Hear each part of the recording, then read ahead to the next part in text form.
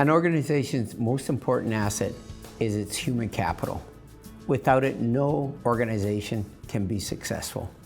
Today, we're going to talk to Pam Rubish, the president and the owner of TSI Group Inc. here in Toronto. Pam is a human resources company. She's been with the human resources company. She is an expert in this field. So, Pam, if you could take it away and tell us how to motivate people, how to get them going and build a better organization, we greatly appreciate it. Thank you, Nick.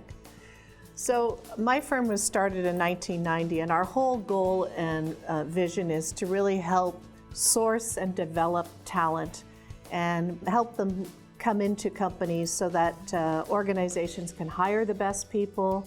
And once you do that, you have to onboard your individuals. You have to create a corporate culture that's meaningful.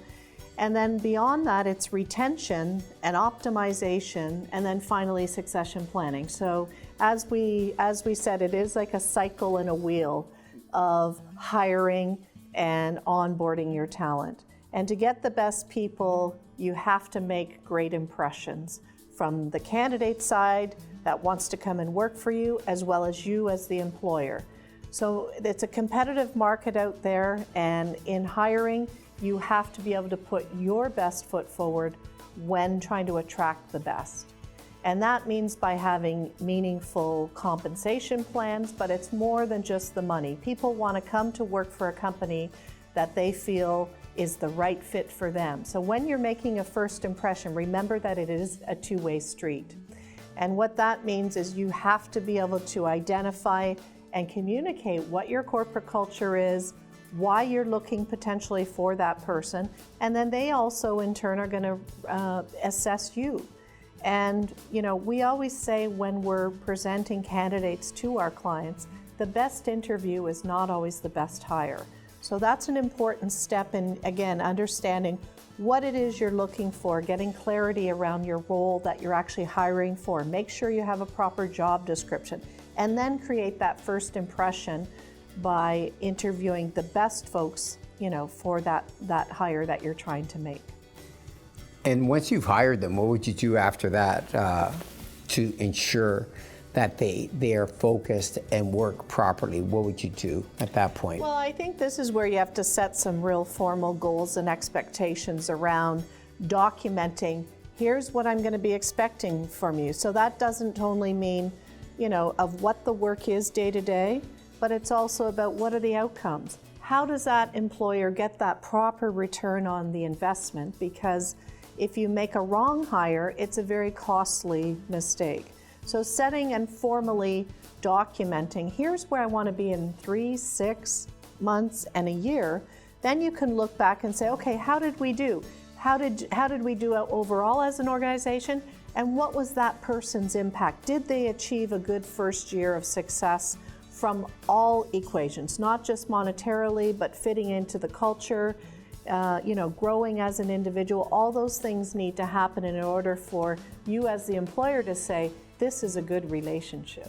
Once you've done that, set the goals and the expectations, what do you do to motivate them? What do you do to ensure that they're motivated to reach those goals and expectations? Well, people mostly want to do a good job when they come to work. They're looking to learn. They're looking also to make an impact. And they also want to use their skills and grow as a mentor, as a leader, even if they're not sitting in a leadership role. As an owner of a company, you should always want to inspire everybody in your organization, from the receptionist on up, to be a leader in your company. That's how you create a winning culture. And motivation, you know, takes on different forms depending on what is that motivating factor for that individual. So knowing and trying to create meaningful goals as well as remuneration around what makes people happy in the workplace is an important factor when you're trying to not just motivate, but going a step beyond and inspiring them to do great things, because that's how great leaders emerge, is by feeling inspired by your message as a leader and making sure that they're not just trying to hit the bar, but they're trying to go beyond, and then they send a message to others that makes and motivates others to do better. So you set a motivation goal, an overall corporate motivating goal, as well as tempering that motivation to the individual so that he feels empowered to take his role and go further than before. So now we're talking about a performance, you're motivating. Now the next step is, when do you actually talk to the employees? When do you do it? Do you do it weekly, monthly, annually? When do you actually give them the feedback for his job and his role? Okay. Well, this is an important one, and you can't leave it till the end of the year to have the conversation. You should set up a mentorship program where somebody can help the person through the onboarding process, but you should do check-ins as needed. I'm not saying there's a set, amount of time, but know what's important for that role, for that hire.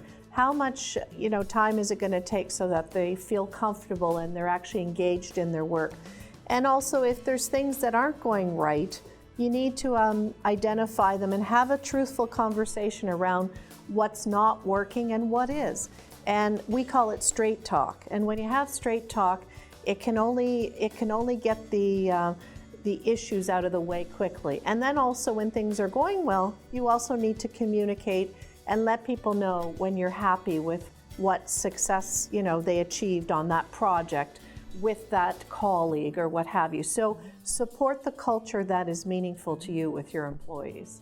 And finally, we talked about the biggest problem I see out there is, especially with entrepreneurs, is they don't not allow their employees to actually do their job properly. They don't give them the opportunity to do it. Can you talk about empowering an employee and maybe go over that for a little bit? It's very important as a leader not to get in your own way. We often see the classic flaw of the consummate owner entrepreneur that wants to control everything as their company grows. This is just not possible to do, and you can become your own bottleneck. So the most important thing you can do is hire the right people that are even more capable than yourself, and then pass them the baton so that they are truly not only going to be responsible for their work, but accountable. And you align those two things, and then you will see the results. And now you become a different kind of leader. You're not in the weeds and in the details. You're now looking beyond to your vision of your next step of growth, because you've supported yourself by having competent people who can thrive and help you achieve your success. So your best advice is to not get in your own way and to hire the best people that you can thrive and go to that next level with. So finally, just to recap, it's very important to ensure you hire the best people, you set formal goals for those people, you evaluate them on a timely basis, and you empower them so that they can do their job properly. Thank you, Pam. It was great, and thanks for this. I'm sure it's going to help a lot of our customers. Thank you very much, Nick.